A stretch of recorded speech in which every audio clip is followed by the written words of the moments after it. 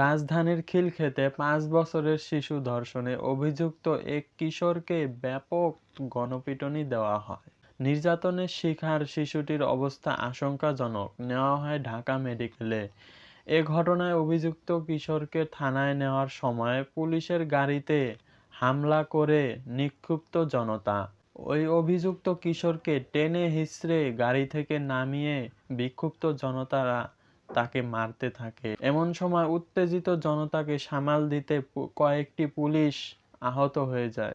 তো আপনারা স্ক্রিনেই দেখতে পারছেন কি ঘটেছিল, কি ঘটনাটাই না ঘটেছিল। আপনারা আসল কাহিনীটা জেনে নিন। আসার পরে বলছে পেটে ব্যথা, পেটে ব্যথা, হাসপাতালে নিচে হঠাৎ করে পেটে ব্যথা। তারপরে আস্তে আস্তে আস্তে আস্তে আস্তে আমার ওই জামাইয়ের কাছ থেকে, মানে আমার দুলাভাইয়ের কাছ থেকে জানতে পারছি যে এই ঘটনা হয়েছে। নাতনিরা 20 টাকা দিছে, দিলে দোকানে মজা আনছে। মজা আনে মেয়ে আইতে চাইছে, বাসায় আইব, এর মধ্যে মুহ চিবাদে বাচ্চাটা এই রুমটা লয়ে গেল।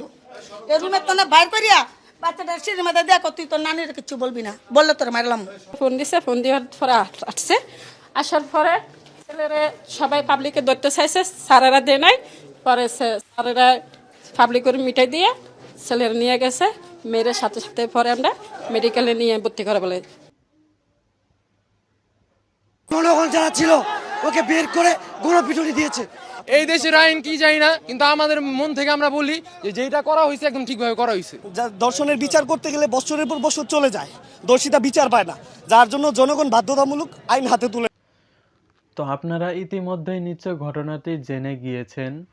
তো আপনারাই বলুন, এসব ঘটনা দেখলে আপনার নিজেরই মাথা ঠিক থাকে না? তো দর্শকরা কি এমনি এমনি খেপে গেল ওই কিশোরের ওপর? যেহেতু আইন নিজের হাতে নেওয়া উচিত নয়, তবু ইসলামী দৃষ্টিতে এসব করাই উচিত। কারণ যারা এসব অপরাধ করে, এভাবেই জনতার সামনে যদি তাদেরকে শাস্তি দেওয়া হয়, এই কয়েকজনকে শাস্তি দিক, দেখুন আপনারা শাস্তি দিয়েই দেখুন। তারপর আমি মনে করি এই ঘটনা আর ঘটবে না।